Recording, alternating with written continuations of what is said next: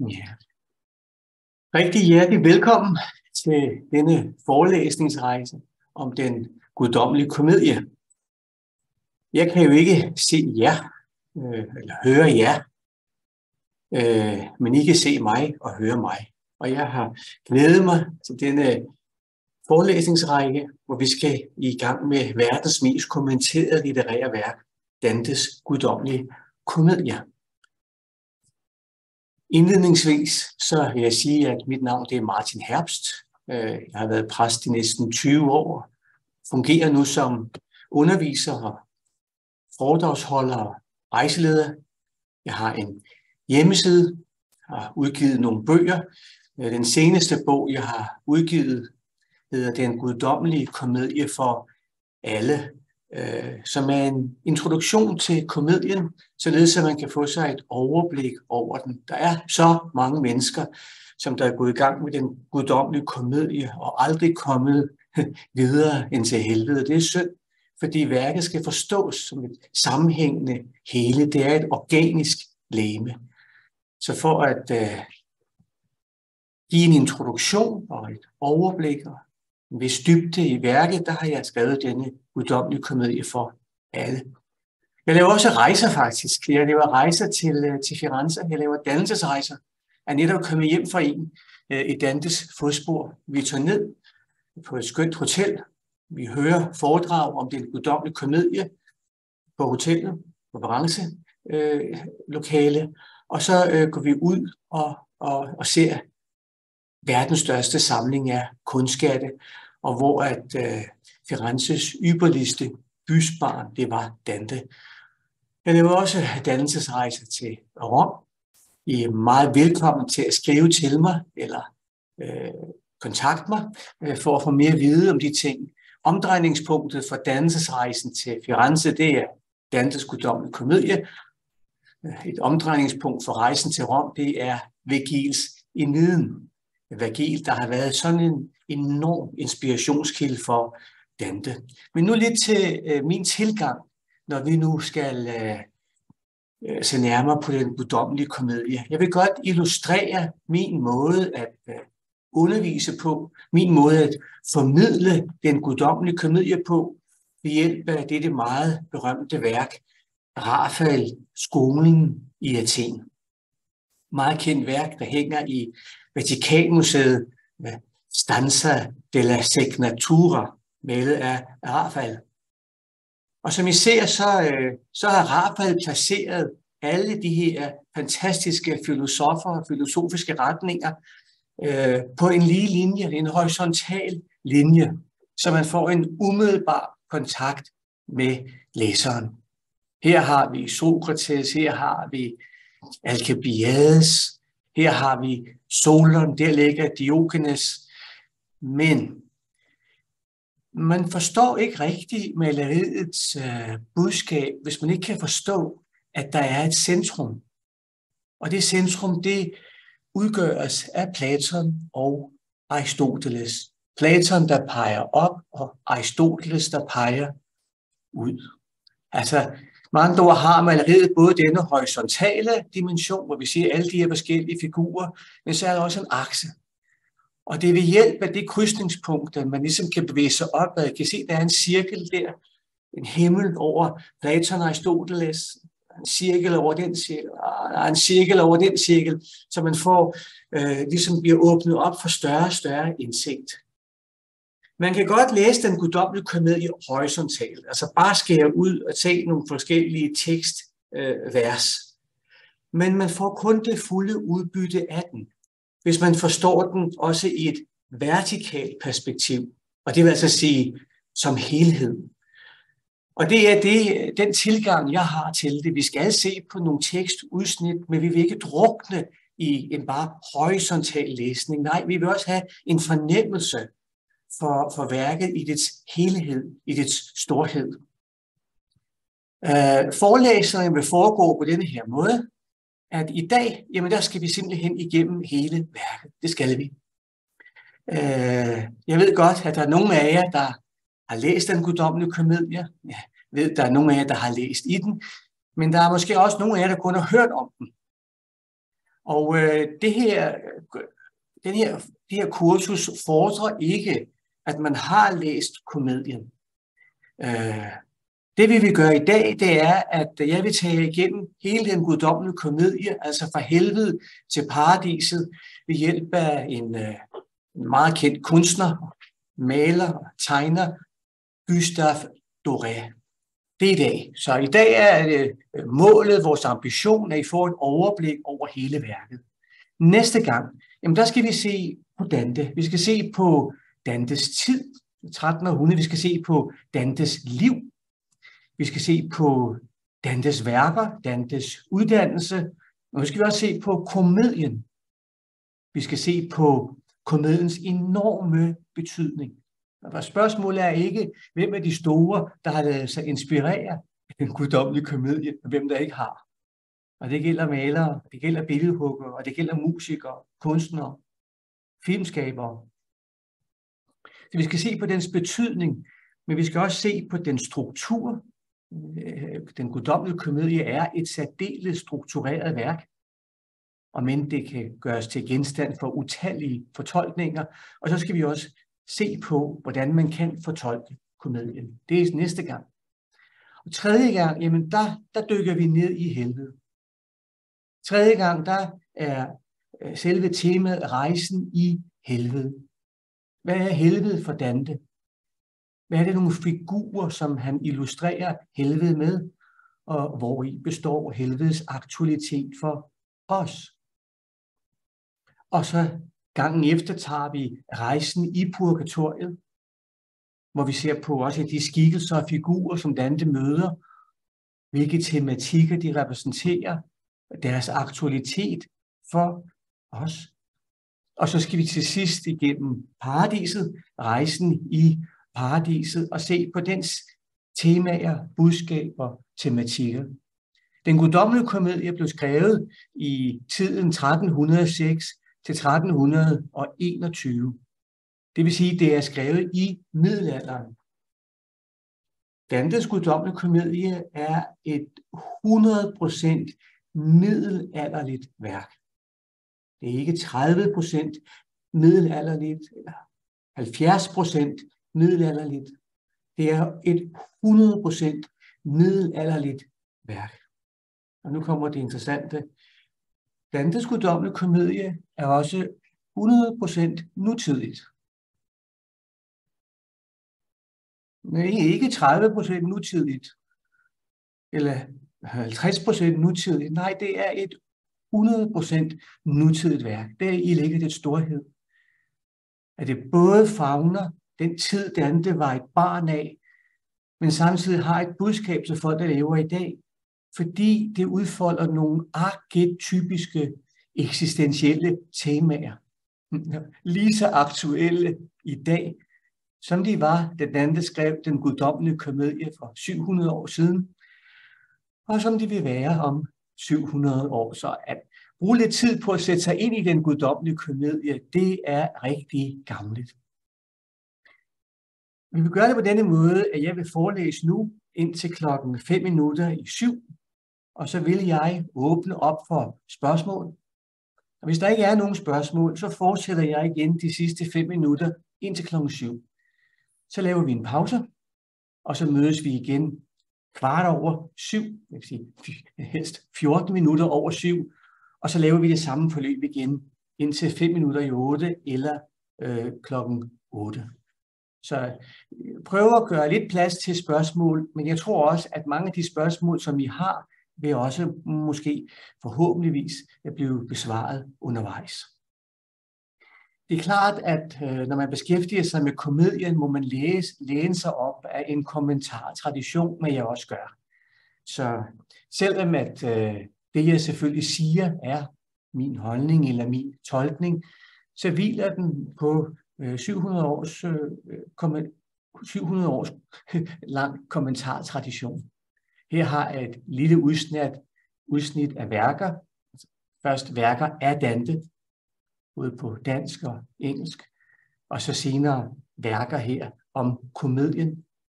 Og her har jeg også taget nogle værker med, så Vergils Aeneid, Ovids Metamorfoser, Statius Thebaiden og Lucans Pharsalia, fordi Dante bruger de værker så utrolig meget i sit eget værk. Og så har jeg også en lille gruppe af værker om Dante. Hvad angår webportaler vil jeg især foreslå Princeton Universitys webportal og Columbias. De er naturligvis alle sammen på engelsk. Men nu vil vi gå i gang, og inden vi for alvor begynder, så vil jeg sige, at til alle dem, der er interesseret i et kompendium med alle disse forelæsninger, der er mange slides, mange hundrede, så kan man få det. Jeg vil sende det over WeTransfer ved kursets afslutning. Man betaler venligst 50 kroner over MobilePay til mig, oplyser sit navn og kursets navn og din e-mailadresse, og så til sidst så får du altså hele det her kompendium, der nærmest udgør en bog. Det her, det er min e-mail og mit mobilnummer. Og nu begynder vi fra helvede til paradiset, og vi vil gøre det med Gustave Dorés illustrationer. Der er rigtig mange mennesker, der har illustreret den guddommelige komedie, men Dorés tegninger har spillet en enorm rolle. Den guddommelige komedie er en rejse fra mørke til lys. Mørke og lys, det er ydre manifestationer af indre tilstande. Mørke, det er forvirring. Det er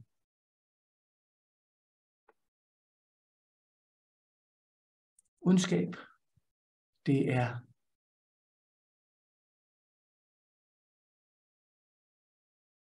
fortvivlelse. Det er alle de negative ting ved livet. Lyset, det står for frihed. Det står for ånd. Det står for fortolkning. Altså, jo mere mørke, jo mindre ånd, jo mindre fortolkningsfrihed, jo mindre kreativitet, jo mindre selvstændighed.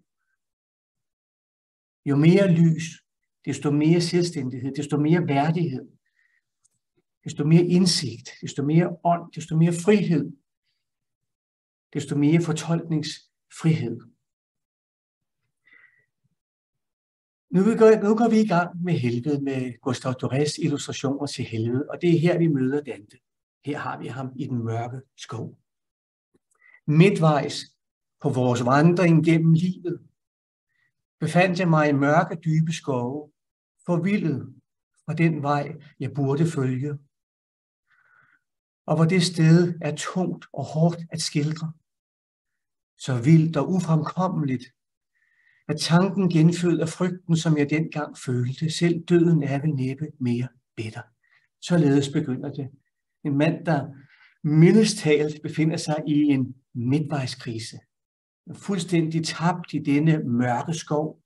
Han kan ane et lys, der falder her på bakkens skuldre, men vejen frem kan han ikke finde. Og det hele det bliver endnu mere forværret af nogle vilde dyr, der kommer imod ham. Først en los, lynhurtig, let og smidig, helt klædt i plettet skind. Den vil ikke give Dante plads til at gå op her af denne her bakke. Toppen af bakken er i virkeligheden Purgatoriebjerget. Dante, han kan ikke komme den vej. Han kan ikke komme den vej til frihed. Og det bliver endnu værre af, at en løve kommer imod ham. Og så til sidst en hunulv, som vi ser her. Hvis redmagre svanker var svanger med et vildt begær, der ofte har medført dyb elendighed for mange. I forskningstraditionen har der været en stor diskussion om, hvad det er for noget af de her dyr. Vi skal se nærmere mere på det senere. Er det ydre religiøse og politiske institutioner, eller er det snarere nogle kræfter i Dante selv? Er det vildt ham selv, der er problemet? Men kan han nu ikke se det? Han flakker om dernede og møder så en person, der kommer ham i møde, og det er Vergil.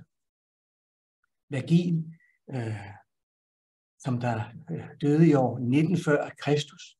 Vergil, der er forfatteren til Eniden, det romerske riges grundlæggelsesepos, Dantes helt, Dantes digteriske lærermester, den som Dante har set op til og lært så meget af, kommer ham i møde.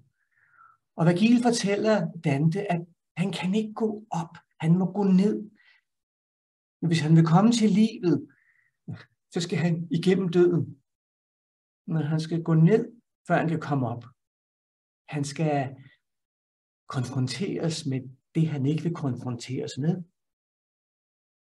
For at blive konfronteret med det, han godt vil konfronteres med. Han må gå derhen, hvor han ikke vil hen, for at komme derhen, hvor han skal hen. Han skal nedad. Kun på den måde, siger Vergil, kan han komme op og se himlens stjerner. Dante siger, det kan jeg ikke. Altså sådan en rejse igennem dødsriget, det klarer jeg slet ikke. Som I måske allerede ved, så foregår Dantes rejse i påskeugen i år 1300. Og på den uge, på disse 7 dage, jamen der rejser Dante først i helvede, det middelalderlige dødsrige, og bagefter i purgatoriet, det middelalderlige dødsrige, og bagefter i paradiset, det middelalderlige dødsrige. Så det er den rejse, som Vergil introducerer ham til. Dante siger, det kan jeg ikke. Er jeg måske Paulus? Er jeg måske Eneas? Det går aldrig godt. Og så forklarer Vergil Dante, at Beatrice, den unge kvinde, som Dante forelskede sig i som ung dreng, og senere hen som voksen, at det er Beatrice, som der har sendt Vergil til Dante. Og da Dante, han hører det, han hører Beatrices navn, så får han mod til at fortsætte. Vergil repræsenterer det maskuline, fornuften, men Beatrice, hun repræsenterer det dybere og kærligheden. Og kærligheden kan noget, som fornuften ikke kan. Og kærligheden kan give en kraft, når man ikke længere har nogen kraft. Og derfor så genvinder Dante livsmodet. Og så er det altså, at de bevæger sig ned. De bevæger sig ned. Det er nødt til at venstre, sinistra på engelsk, sinister. Her er der skilt. Ogni speranza, eller alt håb fare i, der her går ind. En af de mest berømte overskrifter i kunsthistorien. Han skal ned nu, han skal ned igennem helvede. Og der træffer han på Charon. Charon, som vi også kender fra den egyptiske dødebog, som sejler de døde over til deres plads i helvede. Vandene her er selvfølgelig en metafor for kaos og mørke og tomhed. Og Charon skal transportere dem derover. Vi ser, hvordan han her giver dem en ordentlig med åren, hvis de ikke vil. Men de fleste af dem, de vil nu selv. Det vil de. De vil helt frivilligt. For ifølge Dante, der er helvede ikke noget, som Gud har skabt for at straffe nogen. Nej, helvede, det er love gone wrong. Altså, det er den vildledte kærlighed. Det er, at man lød sig føre af noget, så man kom helt på vildveje, og måske aldrig nogensinde fandt ud af det. I ser også, der er en skare heroppe, på bakken her, der ligesom står lidt afsides. Den skare heroppe, de er i forhelvede. De kan ikke engang komme i helvede. De kan ikke engang komme i helvede, fordi de er neutrale. De har aldrig gjort noget. De har aldrig gjort noget ondt. Så derfor kan de ikke komme i helvede. Men de har heller aldrig gjort noget godt. Aldrig haft tro, håb eller kærlighed. De har bare været lunkne og neutrale. Og derfor er de forvist til denne her plads uden for helvede. Men over skal de og ned i helvede. Og nu er vi her så i den første kreds. Det er limbo. Limbo i helvede. Og som I ser det ikke just idyllisk ud, men de lider ikke nogen straf. De ligger bare der og sukker. Limbo igennem den kristne historie har limbo været noget, man har insisteret på som et opholdssted for udøbte børn. Altså man kunne simpelthen ikke forlige sig med den tanke, at børn, der ikke var døbt, altså der var helt uskyldige, at de skulle gå fortabt. Så derfor så har limbo vundet ind i folketraditionen. Det, der er enestående for Dante, er, at han ikke kun befolker limbo med udøbte børn, men også med de allerstørste skikkelser fra antikken. Altså her har vi nærmest et universitet af de ypperligste politikere, filosofer og poeter fra antikken. Til paradiset kan de ikke komme, og det kan man altså ifølge Dante ikke uden tro, håb og kærlighed, men her er de, og han møder de største af dem alle sammen. Manden med sværdet der, det er Homer. Det er en digterkreds her. Læg mærke til, hvor frodigt det ser ud her midt i helvede. Dante mærker en let brise. Limbo, det er helvede med aircondition. Ja, okay. Vi er i helvede. Ingen tvivl om det. Vi er i helvede, men det er særligt beskyttelsesrum i helvede. Og selve beskyttelsesrummet og lindringen kommer fra de her store ånder. Her har vi Homer, her har vi også Lucan, og vi har Vergil, og vi har Ovid og Horaz. Og Dante er ret så stolt over, at han bemærker, at de har en konference, og så optager de ham som den 6. i denne kreds af mestre. Så allerede her er Dante ikke så lidt bevidst om sit eget digteriske potentiale, hans egen genialitet. Og så kommer vi hertil, om man så må sige, nu bliver det alvor, Minos. Minos, der sidder der som en bureaukrat, svinger halen. Det antal gange, han svinger halen, det bestemmer, hvor langt og til hvilken kreds den dømte skal ned. Altså man bekender selv. Det foregår helt bureaukratisk. Nærmest som på et fuldstændig upersonligt offentligt kontor. Foregår helt automatisk. Jeg har gjort det og det og det. Okay, du skal derhen. Jeg har gjort det og det og det. Okay, du skal derhen. Og så er det altså, nu kommer han, det stormer, og det pisker, og det rusker. Og Dante spørger Vergil, hvem er det? Hvad er denne enorme skare, der bliver rusket frem og tilbage? Og Vergil forklarer ham, at det er dem, der har sat, i Ole Meyers udmærkede oversættelse står der, dem, der har sat lidenskaben højere end fornuften.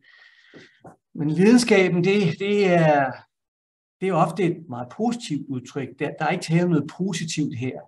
Der er tale om, at det er nogen, der har sat den erotiske besættelse, liderlighed, uden socialitet og omsorg. Det er dem, der har sat det i fokus, der er fanget her. Dante, han bliver fuldstændig grebet.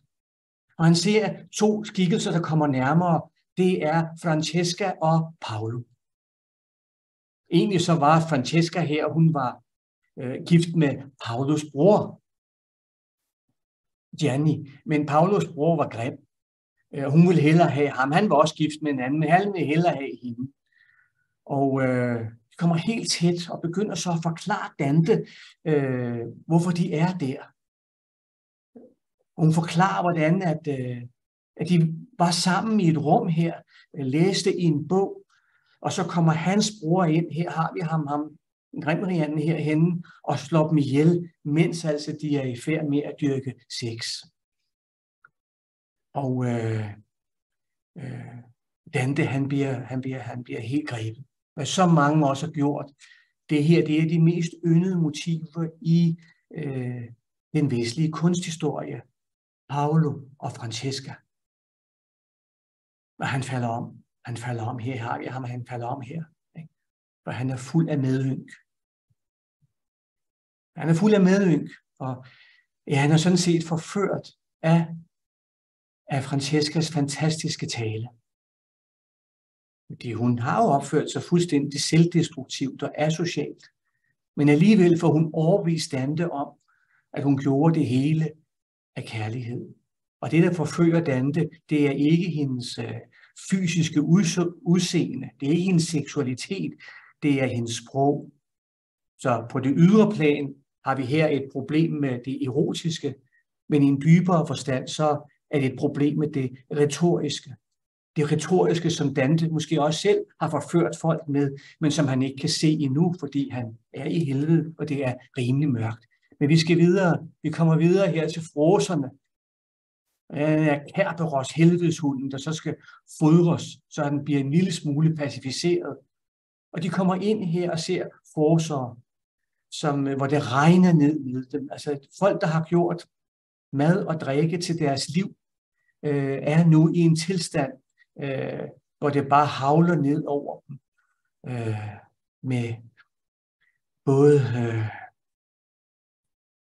vådt og tørt, havde jeg nær sagt. Ideen er, det skal ske det, som du vil. Altså hvis du vil give dit hjerte til det, til at frose, jamen så er du nu i den tilstand, og nu for evigt.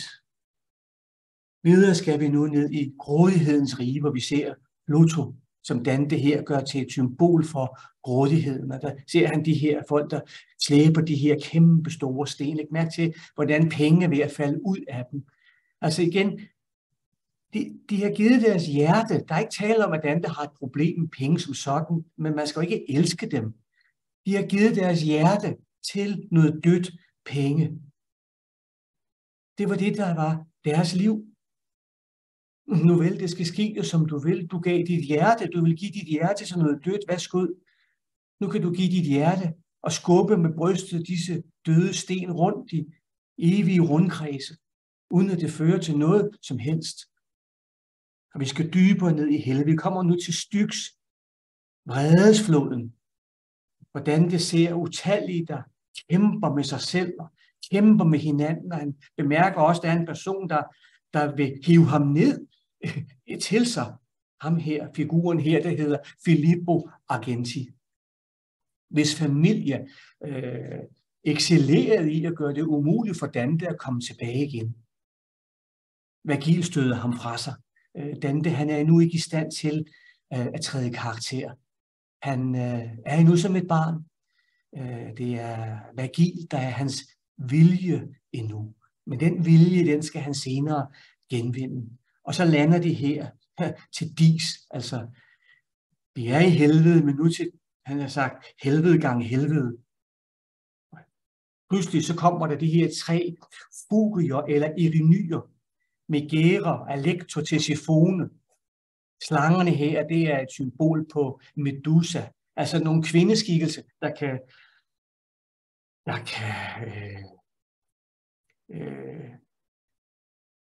kan få en hver mandsperson til at blive vanvittig. Og Vergil mister faktisk orienteringssansen. For første gang aner han uråd, og så kommer der en engel ovenfra, for Dantes vej er forudbestemt, og åbner porten for dem, mens den lige tør dunsten af med panden, og så forsvinder den igen lynhurtigt. Den er slet ikke interesseret i at være der. Og de går nu ind i helvede, hvor de ser en mængde grave. Altså helvede er jo en grav, men nu er det i gravenes grav. Og her møder de også en mand, der hedder Farinata en Ghibellin, som var enormt arrogant, mens han levede, og er lige så arrogant nu.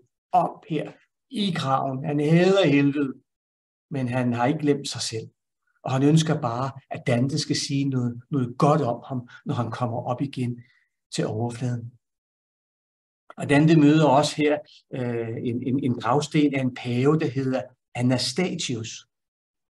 Dante er den første i verdenshistorien, der har placeret paver i helvede. Det var altså ikke nogen, der havde haft mod på at gøre før Dante. Og stanken fra pavens grav, fra pavens korruption er så uhyggelig, at de må gøre holdt. Og her der forklarer Vergil om, hvordan helvede er struktureret. Det skal vi se nærmere på næste gang. Videre skal vi herned nu til voldens rige. Der ligger Minotaurus. Det er det monster. En krydsning imellem en tyr og et menneske.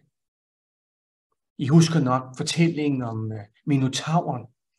som hver 7. år fortærede 7 af de smukkeste drenge, unge ynglinge fra Athen, og 7 af de smukkeste kvinder, unge piger fra Athen. Mange havde prøvet at gøre det af med Minotauren, men det lykkedes for Theseus, fordi at kongens datter Ariadne gav ham en garnnøgle, så han kunne finde vejen tilbage. Men her ligger det her monstrum, denne her perversitet, halv menneske, halv dyr, og vogter indgangen til voldens rige. Kommer herned, og det vi ser her, det er Flegeton. I den flod har vi alle dem, der forårsagede krig. Hvis Dante havde skrevet den guddommelige komedie i dag, ville han angiveligt have placeret Putin der. Eller Hitler, eller Mussolini eller andre, der førte krig, berigelseskrig. Og alle disse folk, de er vogtet af disse kentaurer. Også igen sammenblanding mellem det dyriske og det menneskelige. Dem holder de i skak, så de bliver dernede i denne flod af blod. Og du vil godt søge blod, jeg skal give dig blod. Og du vil godt leve af at udgyde blod, men du skal få lov til at leve i blod, og nu i al evighed. Det skal ske dig, som du vil. Jamen, det skal ske dig, som du vil. Her har vi dem, der begik selvmord. Det vil ikke være i deres hylster, i deres krop. Nu er de, hvor de ikke vil være. De er faktisk inde i disse buske og i disse træer. Senere skal vi se nærmere på, hvorfor at selvmord er sådan synd i Dantes øjne, men således ser det ud nu. Dante brækker en kvist af, blod kommer ud, og Dante opdager, at det her det er hjemsted for disse mennesker, der er stivnet i disse kroppe, som jo ikke er deres kroppe. Det er helt unaturligt. Så unaturligt det er, at vi vil begå selvmord, så unaturligt er de nu fanget i disse træer, i disse buske. Og så kommer vi videre ned her til de mennesker, som der har begået synd mod naturen og mod Gud. Det har man traditionelt udlagt som homoseksualitet.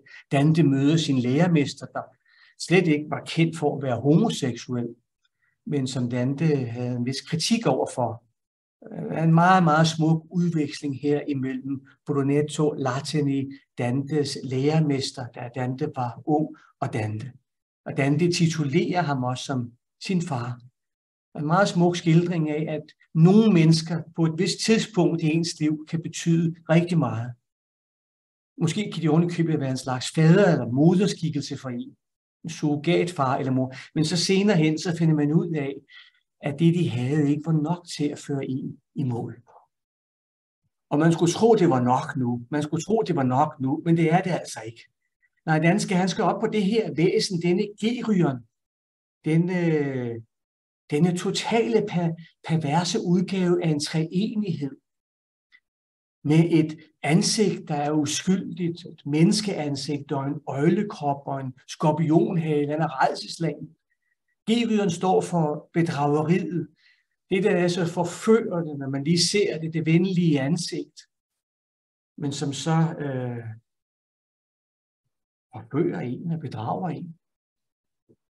Men her er bedrageriet og forførelsen altså kommet i en højere magtstjeneste, fordi han virker som en helikopter, for nu skal de dybere ned. De skal ned til det, der hedder Marle Bolge, hvordan det møder ruffer og forfører, altså dem, der har solgt deres søskninge eller slægtninge til prostitution.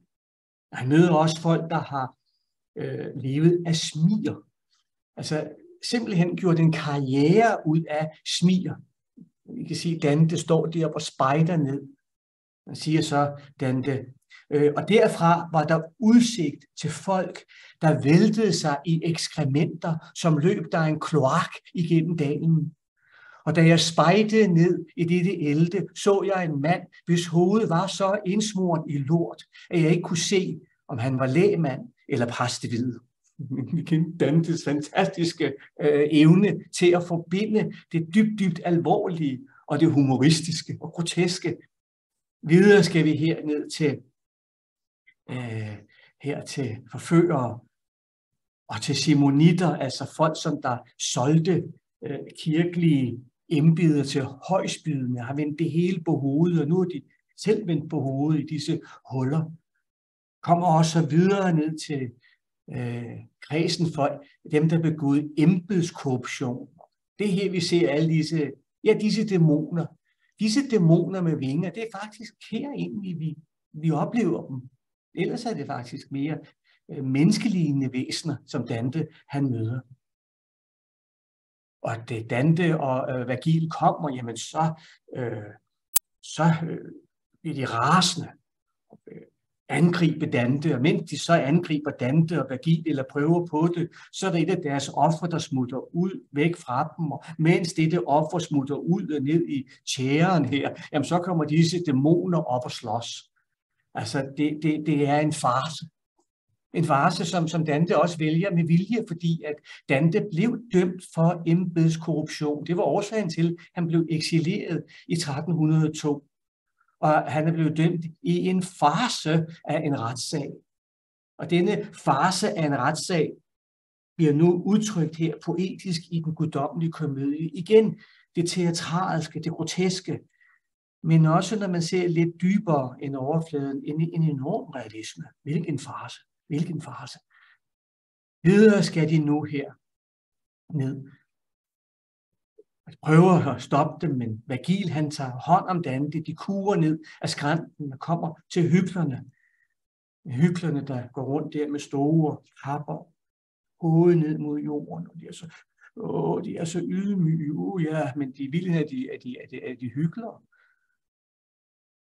Fordi at de ikke holder, hvad de lover. Og fordi de ikke gør, hvad de siger. Og Dante møder sågar Kajfas, den person, som der jo opfordrede jøderne til at dræbe Jesus. Som ligger der som en parodi på korset. Videre skal vi nu ned til 20, der har udgivet sig for at være noget, de ikke var, for at stjæle andre. Nu er de selv blevet til noget, de ikke var, nemlig slanger. Og således skifter de fra at være slanger til mennesker, frem og tilbage. Dante er fuldstændig paf. Kommer ned til de forføriske rådgivere, hvordan de møder Odysseus.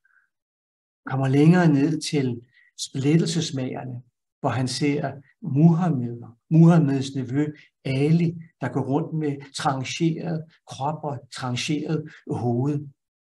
De splittede andre, nu splitter de sig selv. Videre skal vi her. Dante møder sågar en fra sin egen familie. Og her har vi Bertrand de Bon, en meget kendt troubadour, der går rundt skilt med sit eget hoved adskilt fra kroppen som et lys. Hans eget hoved er adskilt fra kroppen, fordi han selv splittede. Det viser sig en far og en søn, altså hoved og krop.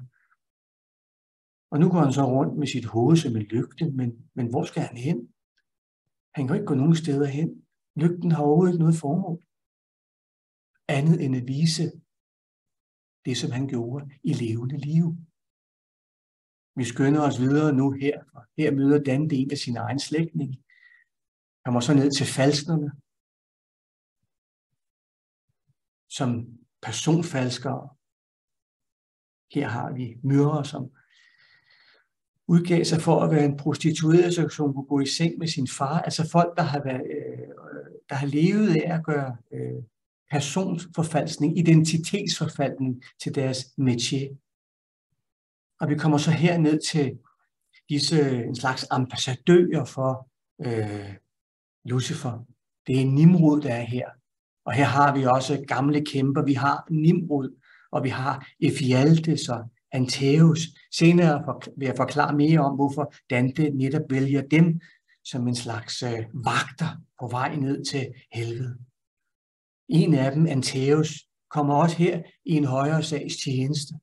Altså, ja, Åbenbart kan det onde komme i en højere sags tjeneste, hvis man ser på det på den rigtige måde.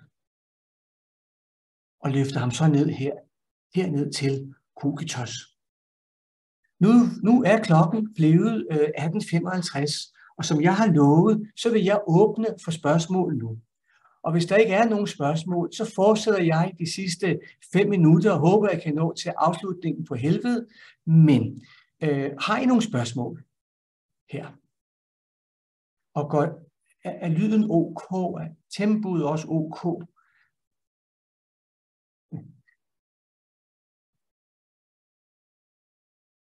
Hvad siger I?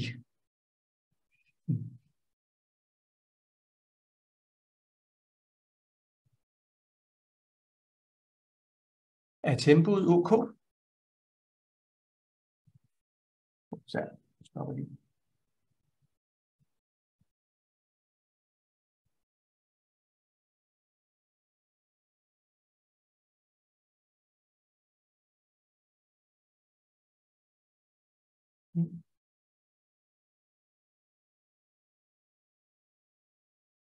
Aha, der kom et spørgsmål her. Flot. Det er Benjamin her. Om limbo er det samme som forhelvede? Nej. Forhelvede, det er forhelvede. Forhelvede er ikke helvede. Limbo er den første kreds i helvede. Og det er fuldstændig rigtigt. Det kommer vi til senere. Nimrod er en super intellektuel, super kunstner, og det var ham, der var arkitekten bag Babelstårnet. Nu er han her.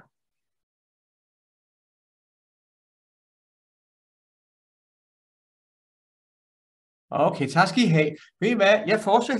Jeg fortsætter i 4 minutter med jeres tilladelse, og måske så med håbet om, at vi kan nå at komme ned på bunden af helvede, for så skal vi i gang med purgatoriet og paradiset i den næste forelæsning.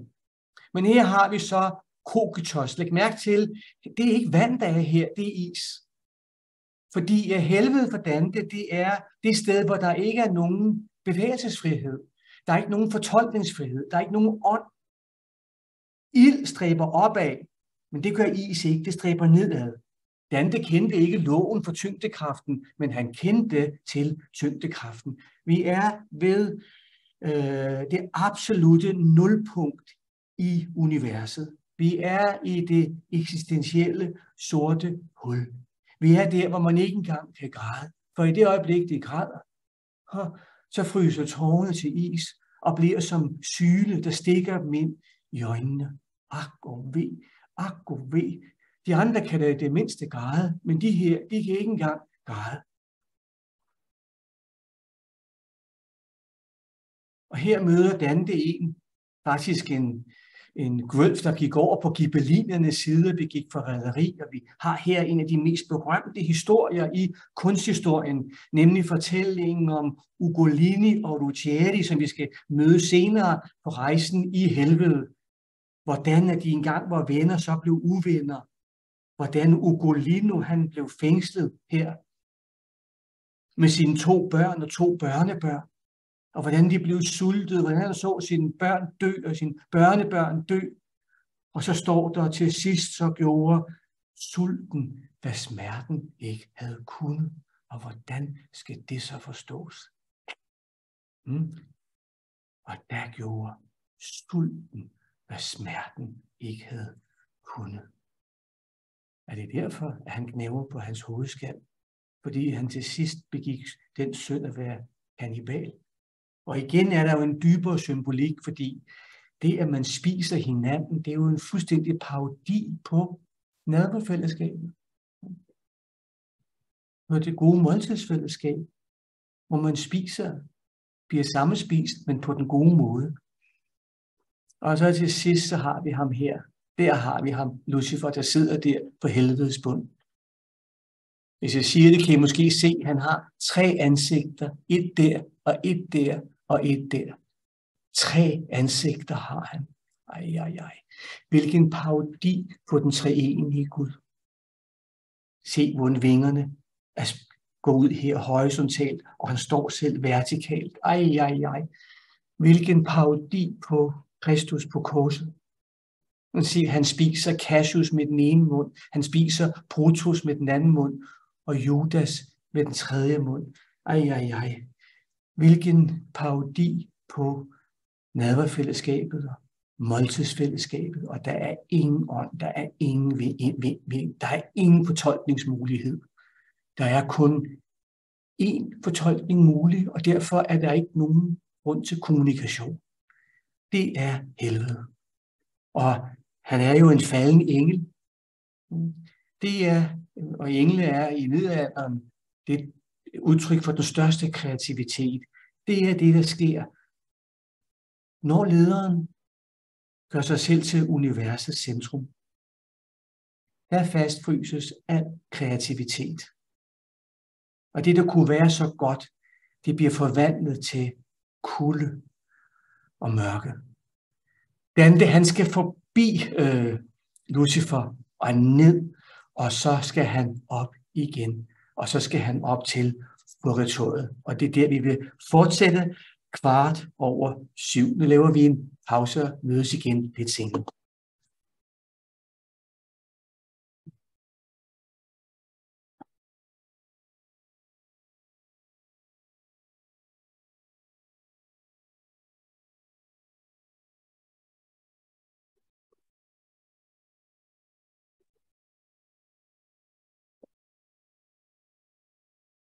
Jeg håber, I har haft en god pause.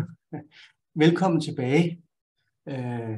Det, der er vores anliggende nu, det er så de 2 sidste afsnit i den guddommelige komedie, nemlig purgatoriet og paradiset. Og så til sidst, altså 5 minutter i 8, der vil jeg åbne op for spørgsmål. Måske lidt før, lad os prøve at se. Og så nogle af de spørgsmål, som I havde tidligere, jeg ikke fik svaret på, dem kan vi så tage op igen. Og så har vi en lille smule tid til udveksling, og så fortsætter vi så næste gang. Der er, som sagt, rigtig mange mennesker, der er gået i gang med at læse komedien. Men der er mange, der aldrig er kommet videre end til helvede.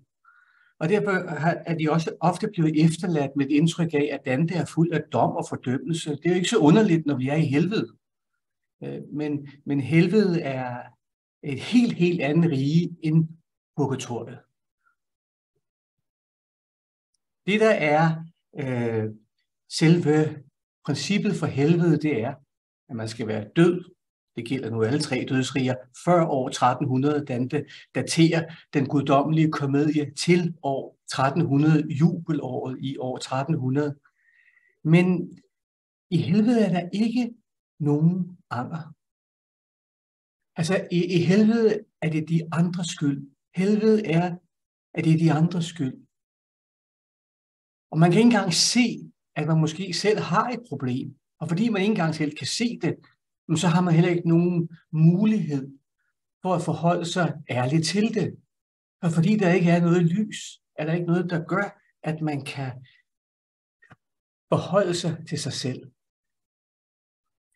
Purgatoriet består af mennesker, der på mange måder har begået de samme synder og har de samme problemer som dem i helvede.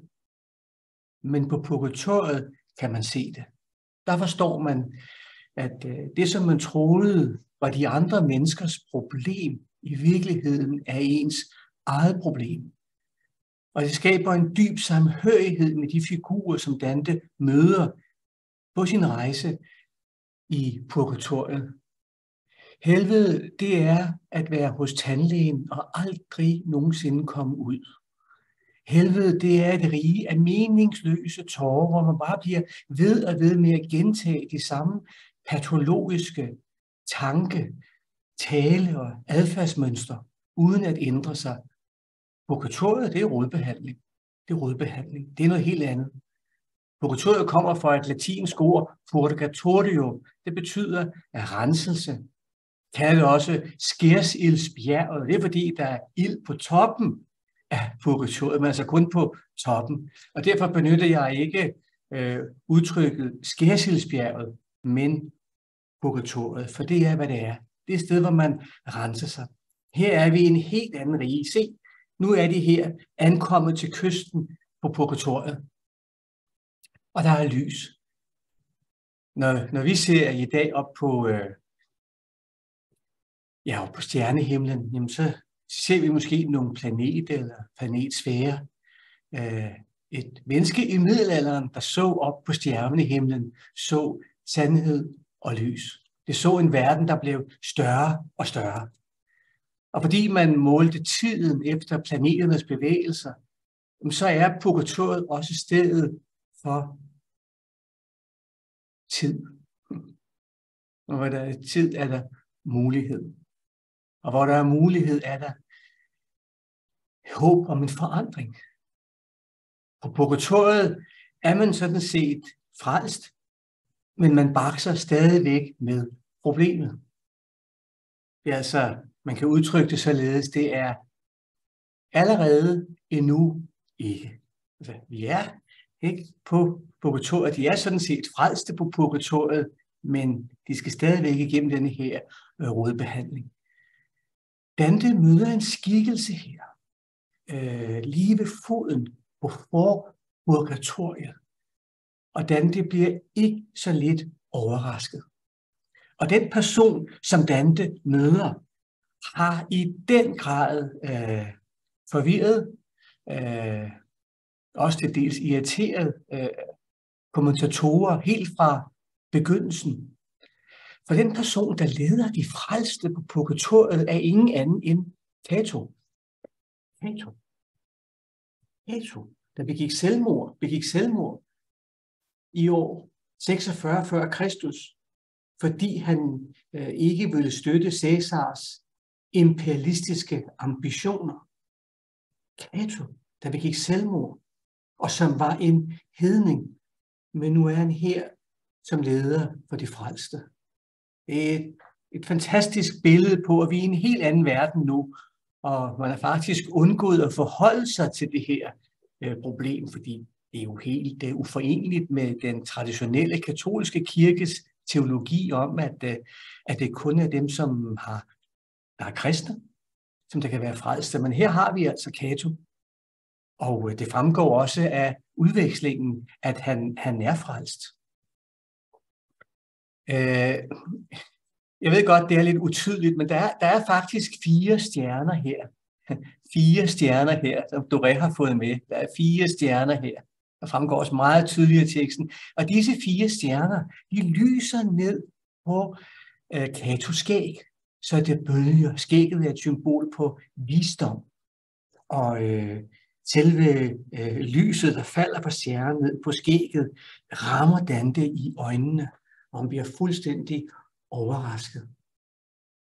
Selvfølgelig er den guddommelige komedie enormt fortolkningsreceptiv. For Dante kommer jo ikke med svarene. Han konfronterer læseren med nogle problemstillinger eller tematikker, som man så selv må finde svarene til. Men et rigtig godt bud på disse 4 stjerner, der altså skinner ned på Catos skæg og giver ham autoritet, det er de 4 græske kardinaldyder. Mådehold, mod, retfærdighed, klogskab. Og Cato var netop kendt for at integrere disse 4 kardinaldyder, mådehold, mod, retfærdighed og klogskab, endnu på bekostning af sit eget liv. Det var på grund af hans retfærdighedssans, han begik selvmord, ikke på grund af, at han havde mistet penge eller formue. Nej, han ville ikke give køb på republikken. Han ville ikke give køb på deres opfattelse af demokratiet, ville ikke have en diktator, og derfor så ville han hellere miste livet. Så nu er det, at disse 4 stjerner, de skinner ned på hans skæg. Og hvorfor udgår disse 4 stjerner ikke fra hans øjne? Fordi de 4 kardinaldyder nu ikke længere er anstrengelse eller opgave, de er blevet til gave. Altså vi er i et helt andet rige. Og Dante ser så også lidt længere væk, og det kan man måske spejde her. Disse 3 stjerner, der endnu er lidt længere væk, det er tro, håb og kærlighed. Altså de 4 kardinaldyder, mådehold, mod, retfærdighed og klogskab, det ypperligste i den græske, antikke, romerske verden, og så tro, håb og kærlighed, det ypperligste i den kristne verden, er nu på vej til at mødes i et fælles lys. Og det er lige præcis det, der sker på toppen af purgatoriet. Men stadigvæk er vi lidt på afstand endnu. Vergil siger til Dante, på knæ, For Vergil forstår værdien af disse kardinaldyder, som man også til dels selv eksemplificerer, og derfor er kvalificeret til at være Dantes vejleder. Men vi skal videre, og så ser vi her, endnu kommer der her en himmelske færgemand. Vi husker nok Charon med sin åre, der slog dem, der ikke ville, og folk, der skreg og hylede. Det her, det er Charons modbillede. Den himmelske færgemand, der kommer med alle disse sjæle, der ikke råber eller skriger, men de synger. De synger sammen. Den, der har en udpræget sans for musikkens terapeutiske funktion. Og de iler så op af toppen, møder Dante her. Og da disse skikkelser, der er her på purgatoriet, på disse forskellige afsatser på purgatoriet, møder Dante, så ser de, at Dante kaster en skygge. Med andre ord, han har en krop. Ja, Dante rejser igennem de 3 riger med kroppen.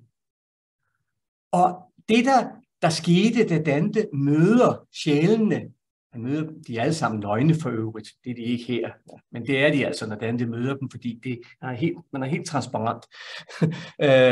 Når Dante møder folk i helvede, så er de kun interesseret i én ting, og det er, at Dante siger et eller andet godt om dem, når han igen kommer op til overfladen. Altså, de er fuldstændig stadigvæk besatte af likes på Facebook og andre menneskers bedømmelser og vurderinger, uden nogen egentlig selverkendelse. Her er de overhovedet ikke interesseret i, at Dante siger noget godt om, det er de ikke brug for. Nej, de vil godt have, at han beder en bøn for dem. Fordi at det er ved, at man sender bønner op til vor Herre, at deres vandring op af purgatoriet kan blive befordret. Det er egentlig en smuk tanke, at det er alene det, at man kan tænke positivt. Bede en bøn for andre mennesker kan være befordrende for deres velbefindende. Og det bliver sværere nu for Dante. Det bliver sværere. Vergil har sværere ved at finde orientering. Han er nu ikke i et hedensk rige, men i det kristne rige. Og vi ser nu langsomt, at Vergils rolle er ikke så dominerende, som den var i helvede. Han er jo ekspert i helvede. I Vergils Eneden, der rejser Aeneas, der er hovedpersonen i Eneden. Han rejser i helvede. Så Vergil kender helvedes topografi, men ej purgatoriets topografi. Og Dante helt alene raser sig, bliver født her igennem disse klipper. Nu erfarer Dante også pludselig, at det kun er ham, der kaster en skygge. Og at Dantes skygge bliver kløvet af klippen. Der er denne her selverkendelse. Jeg er faktisk alene. Vi rejser nok sammen, men jeg er alene. Han har stadigvæk brug for Vergil, men nu skal han altså til at begynde at stå på egne ben.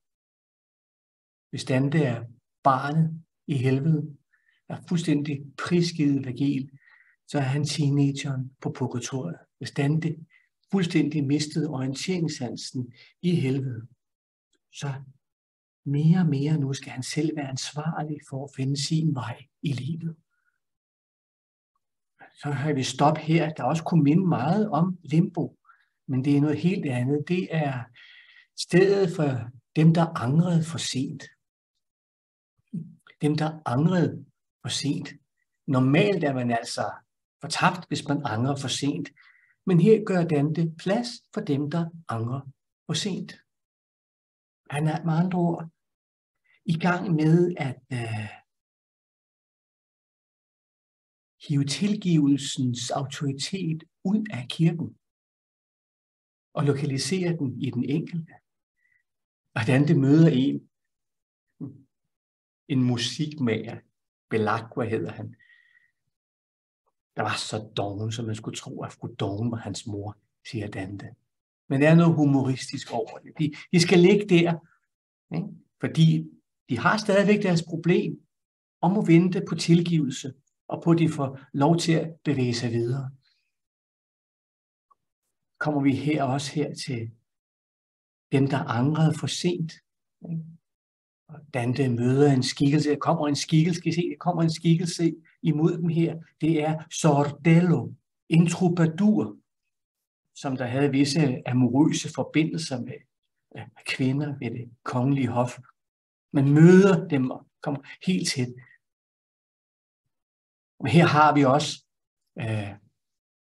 pludselig går de videre og ser Bonconte da Montefeltro. Bonconte da Montefeltro ligger her.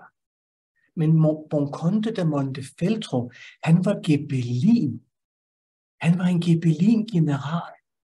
Altså, Guelferne, Dante, han er Guelfers værste modstander. Og Ghibellinerne og Guelferne, altså Dantes parti, Guelferne og Ghibellinerne, Montefeltros parti, tørner sammen ved et slag ved Campaldino i 1289, hvor Dante for øvrigt selv kæmpede i første række i kavaleriet. Og ved det slag, der bliver Bonconte da Montefeltro dræbt, en Ghibellin. Nu ligger han her, tilgivet. Er det virkelig muligt? Er det virkelig muligt, at ens værste fjende kan blive en ven? Er det virkelig muligt, at dem, som man troede var fuldstændig dæmoniske, og ens værste fjender nu er tilgivet? Der er en dæmon der er fuldstændig ude af den. Råber og skriger til ham her, den gode engel, og siger, han er min, han er min, han er min. Og så siger englen her, nej, han er min. Og så siger den engel, hvorfor? Fordi han græd en enkelt tåre. Mere skal der ikke til. Det er ikke kvantitet, det handler om på purgatoriet, men kvalitet. Og på rejsen over purgatoriet skal Dante så lære at forholde sig til en skønhed, der transcenderer det kvantitative og det materielle, til en verden, der bliver større og større. Englen slipper fuldstændig ud, denne her sorte dæmon, og laver ballade herude ved at lave lyn. Men at ramme hjertet kan den ikke. Dertil og ikke længere. Her stopper dine stolte bølger. Og her er vi så Pia, en kvinde, som efter sigende blev dræbt af sin mand. Men hun er her og har ikke nogen bitterhed. Er her i det her område. Området, der emmer af liv og tilgivelse. Og så er det her så, at vi møder her Sordello, der møder Vergil. Kaster sig på knæ for Vergil, ser denne store digter og gør dem følge. Og det er ganske karakteristisk for Dante, at den person, der nu skal lede dem, eller følge dem på deres gang, det er en poet. Altså, vi ser nu, at det poetiske, det bliver forstærket. Fordi det Dante ønsker, det er at invitere folk til en poetisk tolkning af tilværelse, med omdrejningspunkt i kærlighed. En poetisk tolkning af tilværelse, hvor der er plads til mytologi, teologi, filosofi, psykologi, selvbiografi, astronomi, historie. Men med omdrejningspunkt i denne uselviske kærlighed. Han begynder at følge dem på deres vej. Og Dante kommer nu til fyrsternes dal. Dante, han er helt pak, for han ser, at konger, politiske magthavere, der kæmpede på liv og død, mens de var i live, nu sidder her og bekender deres syng og synger sange sammen. Ja, han ser sågar Carla Anjou, som der var delvis skyld i, at Dante blev eksileret, sidde sammen og synge sammen med Pedro den 3. af Aragonien. De kæmpede begge om Sicilien. Men nu sidder disse tidligere fjender, de sidder her og synger sange sammen til Maria i Marias skød. Havde det været i dag, havde man måske sagt, her har vi Knud Jespersen, og her har vi Mogens Glistrup, og jeg har Jacobsen, og Gerhard Petersen, og andre. Altså det er det, der er muligt her i dette lys, hvor man er ærlig og bekender, men bliver tilgivet. Dante går videre siger en slange, så vi har stadigvæk problemet. Det er allerede, men endnu ikke. Men slangen har ikke nogen magt. Og slet ikke, da 2 engle kommer forbi med et rødt sværd, og så har de hvidt hår, og så deres klæder er helt grønne. Hvide, det står selvfølgelig for troen, og sværdet står for kærligheden, og klæderne, der fylder det meste i beskrivelsen, står for håbet, for purgatoriet, det er håbets rige. Dante bliver træt og sætter sig ned. Det var så første dag på purgatoriet, og han har en drøm. Det bliver mere psykologisk, det bliver mere introspektivt. Og i den drøm, Dante har, tyder Dante selv drømmen. Folk vil elske det. Det er et af de første eksempler på reel drømmetydning i litteraturhistorien. At Dante, han drømmer, han bliver taget af en ørn. Og denne ørn griber Dante voldsomt, her har vi Dante, og fører ham op mod solen, lyset, hvor at varmen er så intens, at det hele det går i opløsning, og Dante vågner. Vi husker det her tema fra den græske mytologi, hvor Zeus blev forelsket i den trojanske prins Ganymedes, og så forvandlede sig til en ørn, bevægede sig ned og tog ham. Voldtog ham og førte ham op på Olympen, hvor Ganymedes skulle blive gudernes mundskænk. Det er denne drøm, Dante har. Han har en stærk, seksuel, homoerotisk drøm. Men i virkeligheden er der ikke nogen ørn, der er kommet og taget ham, nej. Og der er slet ikke tale om noget voldeligt, og heller ikke om noget seksuelt. Nej. Det er en kvinde. Lucia, der har taget Dante i sin favn og båret Dante op til porten på purgatoriet. Og Vergil, han går efter. Vergil står for det rationelle intellekt. Han står for det maskuline i dets yderste procent. Men Lucia her, som selvfølgelig er i slægtskab med Beatrice og senere Maria, står for det dybere, det intuitive, det der kan føde manden. For en kvinde fysisk set kan godt rumme en mand. En mand kan ikke af naturen rumme en kvinde. Så Dante skal lære at rumme det feminine, og derfor skal han overgive sig til det feminine, til Lucia og lade sig føre. Og Dante kommer så op på purgatoriets port, hvor der sidder en engel. Se denne engel, der sidder der. Og en diamanttrone.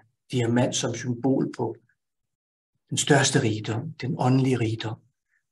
Sit sværd. Og med det sværd ridser englen 7 P'er i Dantes pande. P står for peccatum, eller flertal på latin peccata, der betyder søn eller sønner. De 7 dødssynder bliver ridset ind i Dantes pande.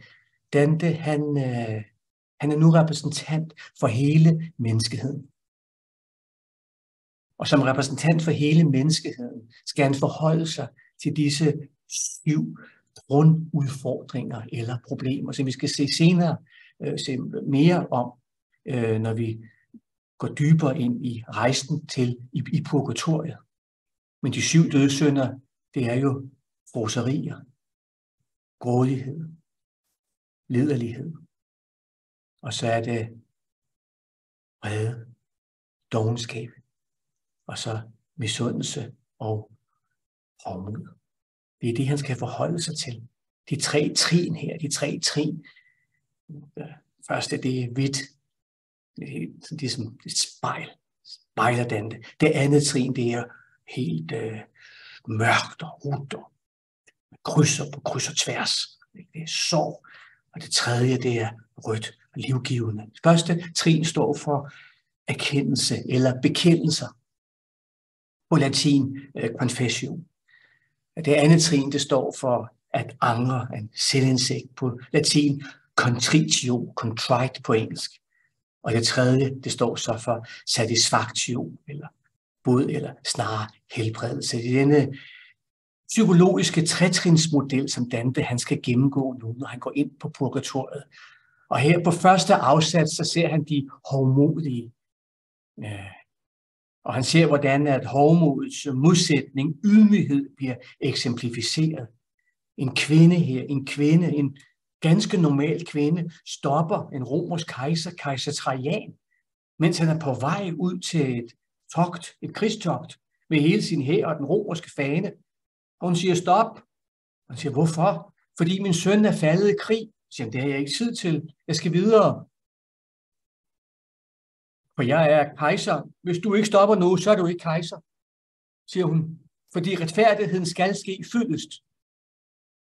Og så træder han ned for sin hest. Høje hest træder ned for sin hest. Og så lytter til denne kvinde, der har mistet sin søns anliggende. Nå, det er stærkt det her. Ikke? Fordi ydmyghed er ikke selvudslettelse. Ikke på den måde, nej.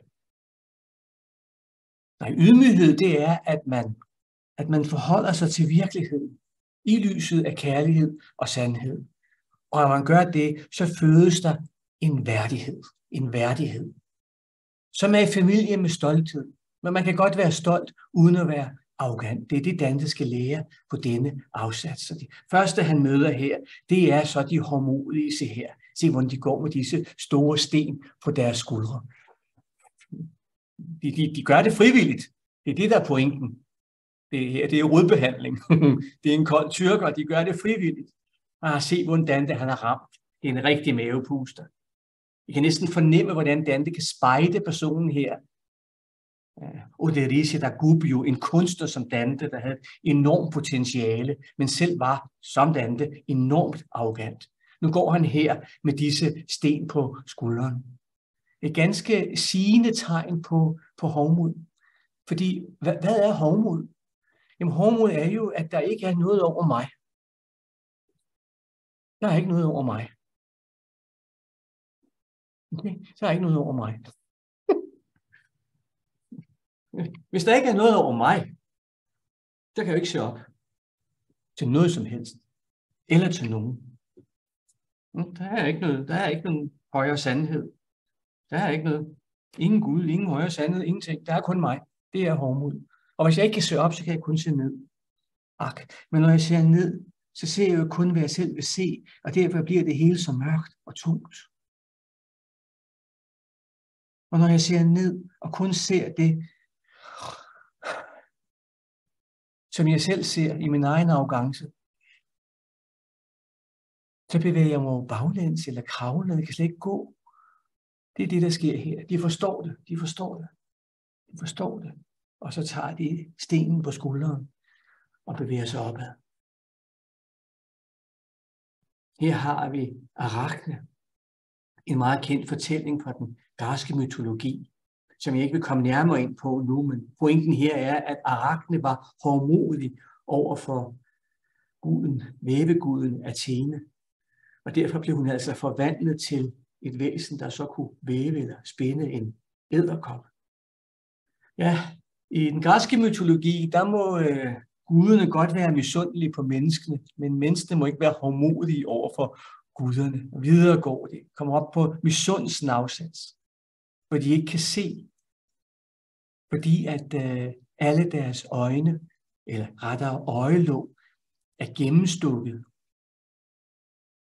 med nåle, ligesom man gør det med unge, vilde alge, der skal tæmmes. Men det er stadigvæk i denne her reparationsfase. Der er sågar en kvinde, der forklarer her, hun hedder Sapphire, der forklarer, hvor skrækkelig misundelig hun var. At hun var så glad, når det gik dem, hun misundte, dårligt. Og hun fik det så dårligt, når det gik dem, hun misundte, godt. For det er jo just det, misundelse er.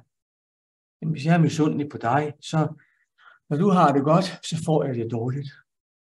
Og når du har det dårligt, så får jeg godt skrækkeligt af det. Ikke? Og det er det, de skal helbredes for her. Dante går nu videre op. Det bliver mere psykologisk. Som sagt er det kvindelige i Dantes øjne et udtryk for det dybere, intuitive, psykologiske. Og Dante har et syn. Han ser, at Stefanus her, den første martyr, bliver dræbt, bliver stenet. Men at han ikke er vred, men han i stedet for beder for sine forfølgere. Vi er nu på vredens afsats. Og videre skal vi op, hvordan det møder Marco Lombarden her på vreden, og det oser af vrede. Det oser så meget af vrede, at de slet ikke kan se hinanden. Dante må faktisk gå med hånden på Vergils skulder, og så må Marco Lombarden følge efter, og så har de en vidunderlig udveksling, som vi skal komme nærmere ind på senere. Dante kommer så op her på, hvor de dognes afsats. Han er helt paf, fordi normalt kan man ikke gå på purgatoriet, når solen er gået ned, for solen er et symbol på lys. Man kan ikke gå om natten, men det gør de dogne. Og dem, der var dogne i levende liv, de iler nu, og de overhaler faktisk Dante og Vergil indenom. Og det ser for Dante ud som om, at de er optændt af oprigtig kærlighed og sandhed. Man fik ved at tænke meget over det her selv med dovenskab selv også, fordi han også selv har haft det problem. Videre kommer vi op her til de grådige. Og her stopper Dante og bøjer sig ned, opdager, at den person, som der er her foran ham, er en tidligere pave Hadrian. Og Dante bøjer sig ned, men Hadrian siger, du skal ikke bøje dig for mig. Her er vi alle lige. Her er vi alle brødre. Igen er det så karakteristisk. Ikke? Altså, de har givet deres hjerte rådighed efter penge. De har givet deres hjerte til støv, til noget tomt, metal, guld, sølv. Der erkender de nu og angrer. Og her på purgatoriet, der bliver tårerne befordrende for deres vandring. Ja, i helvede, der fører tårerne ikke til noget. Og det vil sige, det er helvede. At man græder, og det ikke fører til noget. At man lider, og aldrig kommer ud af lidelsen. Men på purgatoriet græder man, og tårerne får denne lindrende virkning. Der er rigtig mange af dem, blandt andet Hugues Capet, som er forfædre til det franske kongehus. Ja, der er både paver og konger. Gå op til froserne. De er helt fuldstændig udmagret. Og her møder Dante sin ven Forese Donati, og Dante bemærker, hvor udmagret han er, men Forese Donati siger, lad være med at tænke på mig. Altså, ideen er, da jeg frosede, der tænkte jeg utrolig meget på min krop og min kropslige sundhed, men det er ikke det, der er anliggende nu. Og da jeg levede, der tænkte jeg kun på at tilfredsstille den umiddelbare glæde efter mad og drikke, og suspenderede derfor det evige og det permanente, og det er det, de skal lære nu ved det her træ. Og de stræber sig op mod træet, det er det træ, det er det livets træ, det er det træ, der kan give dem liv. Men de får det ikke, og så skal de blive ved. Deres ønsker skal lutres. Og vi kommer videre op her, helt op på den sidste afsats her, hvor vi har dem, der zoner liderlighed. Og de går i ild her. Ja, de råber på Dante, de synger faktisk, mens de går, og Vergil siger til Dante, du skal ind i ilden. Du skal ind i ilden, Dante. Ellers kommer du ikke op. Og Dante siger så, det kan jeg ikke, fordi der er mere varmt derinde, når man smelter glas. Og Vergil prøver at overbevise Dante, men det nytter ikke noget.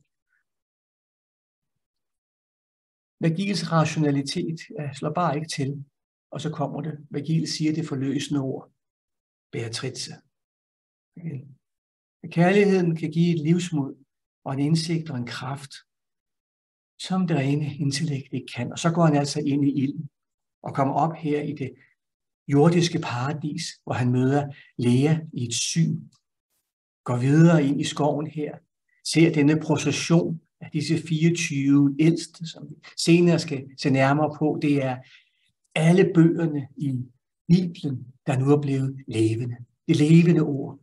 Alle bøgerne i Bibelen i den hellige skrift er nu blevet levende. Altså her er også tro, håb og kærlighed, der danser. med 3 farver, rød, grøn og hvid. Hvem der leder dansen, kan dansen ikke rigtig se, fordi når man først er gået i gang med dansen, kan man ikke se, hvem der leder. Men han mener dog, at det er kærligheden. Og så kommer Beatrice. Hun kommer ned fra himlen, klædt i hvidt tro, i grønt håb og i rødt. Og så er det altså, at hun skælder Dante ud. Det gør hun. Hun skælder Dante ud. Og Dante angrer. Og så er det, at han angrer. Og så bliver han badet i denne flod. Denne flod, der har 2 strømme. En flod med 2 strømme. Den ene strøm hedder Lede. Det betyder glemsel. Når man bader i den, så glemmer man alt det dårlige. Den anden strøm hedder Eunoe, der betyder god tanke. Når man bader i den, så husker man alt det gode. Så det ender ikke med demens. Nej, det ender med, at man glemmer det onde. Det har ikke længere nogen kraft. Det er ikke længere kontrollere en. Og så husker man det gode. Og efter det har Dante også et syn, hvor han ser faktisk, at kirken er blevet forvandlet til de 7 dødssynder. Og så er det til sidst, at han har den sidste dåb, Eunoe. Og så er han klar til paradiset. Og den skal vi igennem nu på 5 minutter. Men jeg tror, eller jeg har indtrykket af, eller jeg håber, at I nu har en fornemmelse for Dantes rejse. Du går fra mindre frihed til større frihed. Mindre erkendelse til større erkendelse. Og her i paradiset, der møder han først nogen, der har brudt deres løfter. Selvom de har brudt deres løfter, så er de tilgivet. Og de er tilfredse med deres tilstand i paradiset. Det er, hvor de skal være. Og senere hen kommer han herop på Merkur. Det er stedet for alle dem, der led af berømmelsessyge. Også folk, der havde problemer, mens de levede. Tusinder af skikkelser kommer imod Dante. Og i kor udbryder de, se en, der vil forøge vores glæde. Ikke. Er det nu dig igen? Nej, er det nu dig igen? Er det nu dig igen? Nej. Se en, der vil forøge vores glæde. Det er det, paradiset er. Glæde over glæde. Skønhed over skønhed. Viden over viden. Kærlighed over kærlighed. Kom op til Karl Martel, som er konge, som Dante har haft et inderligt forhold til, som også forklarer ham om hans liv, som også havde mangel, og dog er han tilgivet. Videre skal vi op til solen her, som markerer selve en slags krydsningspunkt i paradiset, hvordan det ser 2 kredse af sjæle. Der er faktisk 12 i hver kreds, og de består af repræsentanter for de ypperligste akademiske grene på Dantes tid, særligt inden for teologien og grammatikken og filosofien. Og disse 2 kredse af lærte, de ligesom spejler sig i hinanden. Dante er fuldstændig paf. Der er ikke nogen misundelse. Nej, der er ikke nogen nedgørelse. Der er bare en enorm glæde ved at være i selskab. Det her, det er akademisk redelighed, når den er bedst. Ikke eksklusivitet, men inklusivitet. Dante ser det, og så begynder det flammedansen. Så begynder de at danse. For det er det at være intellektuel. At være intellektuel, det er ikke at være tør og kunne huske en masse navne udenad. Nej, at være intellektuel, det er, når hjerne og hjerte hører sammen. Og hvor det får karakter af en leg, af en dans, og hvor alle er velkomne i dansen. Som vi skal se senere, er der sågar plads til kætter. Videre skal vi her med skue op mod Mars, for mod, hvordan det møder sin egen tipoldefar, Cacciaguida, som døde under det andet korstog. Her er han, og fortæller Dante, at han også skal være martyr, men ikke med sværdet, men med pinden. For som en anden mand har sagt, så klogt, for the pen is mightier than the sword. Han skal fortælle sandheden til verden. Fortælle folk, der lever her og nu, om hvordan de kan komme til større og større grader af indsigt. Og kommer han her længere op her til Jupiterhimlen, hvor han ser alle disse væsen, alle disse sjæle. Se, hvor vanskeligt det er for Doré at illustrere det. Fordi hvordan kan man illustrere paradiset? Hvordan kan man illustrere noget, der transcenderer sproget, og som er uden for tid og rum? Hvordan kan man gøre det umuligt muligt? Dante gør det med sproget. Doré prøver med sin pen, kommer op her og ser en ørn. Ørnen her, den her symbolet på retfærdigheden. Romerriget, men nu som den globale retfærdighed. En global retfærdighed, der kan belære om, hvad det virkelig vil sige at implementere retfærdighed på alle niveauer.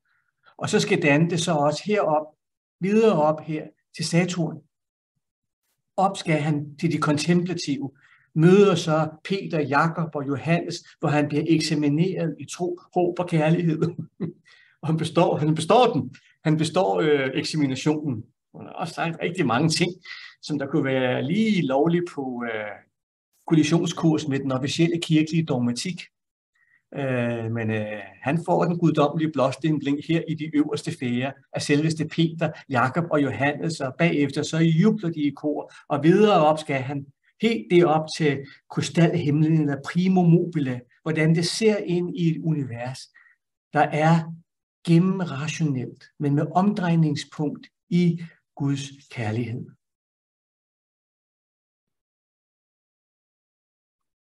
Dante ser dybere og dybere. Og så til sidst så møder han Bernard af Clairvaux. Og Bernard af Clairvaux beder så en bøn til Maria for Dante. Og så er det, at Dante kommer helt op i denne himmelske rose. Og der både er repræsentanter, der levede før Kristus, repræsentanter, der levede efter Kristus. Se, hvor svært det er for Doré at illustrere det. Og der er en mængde barneskikkelser her. Det er alle de døbte børn. Og ja, også alle de udøbte børn.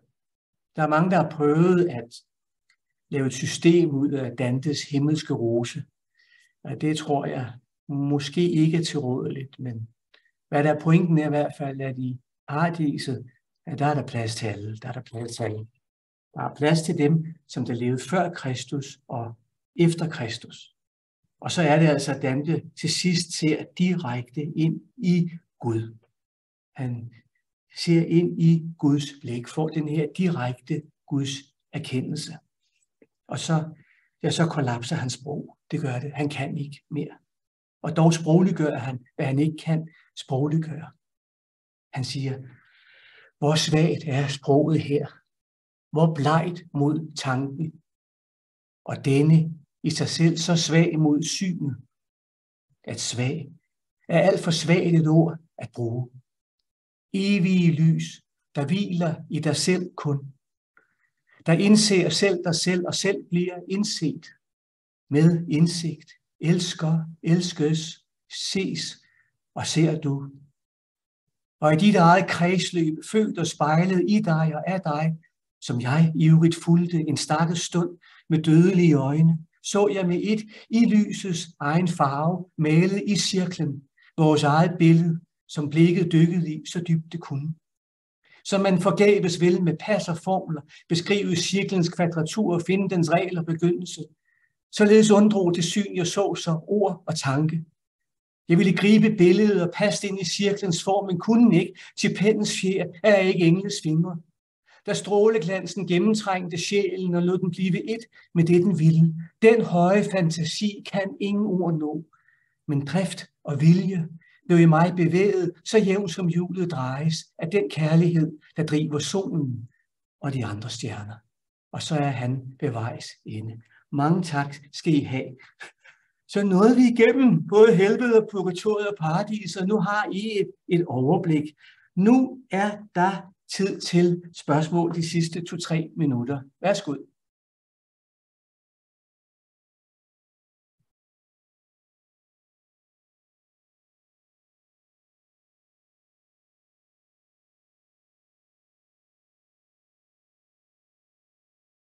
Altså, der er en, der spørger om det kunstneriske. Ja, i dag har jeg brugt Doré, men næste gang, når vi går i gang med komedien, så tager vi simpelthen og og så gennemgår vi nogle tekstafsnit sammen. Og så går vi dybere ind i selve værket. Men grund til, at jeg brugte Doré nu, det er jo for at give det her overblik. Er det okay, Maja? Ja, der er en, der spørger her. Ja, godt gået. Der er en, det er Benjamin, der spørger her, om H.C. Andersen har kendt til komedien. Ja, det kan du tro, han har. Det har han i hvert fald, og han har endda skrevet et eventyr om metalsvinet, der er en slags rejsefører om Firenze. Og man kunne skrive et helt værk om, hvordan at H.C. Andersen er blevet påvirket af den guddommelige komedie, apropos Snedronningen, isen, ikke? Og så Lucifer, der er der på omgivet af is. Andre eksempler kunne man også nævne. Der står noget her med Venus. Den Doré ikke lige med, men det er rigtigt nok. Det er den tredje planet. Først er der månen, og så er der Merkur, og så er der Venus i det ptolemæiske solsystem. Og så er der solen, og så er der Mars, Jupiter, Saturn, fiksstjernerne, krystalhimlen og så Empyreum. Venus er planeten for kærlighed. Egentlig også erotisk kærlighed. Ja.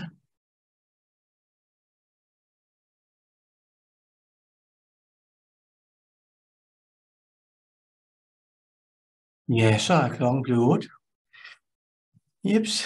Det er ikke det.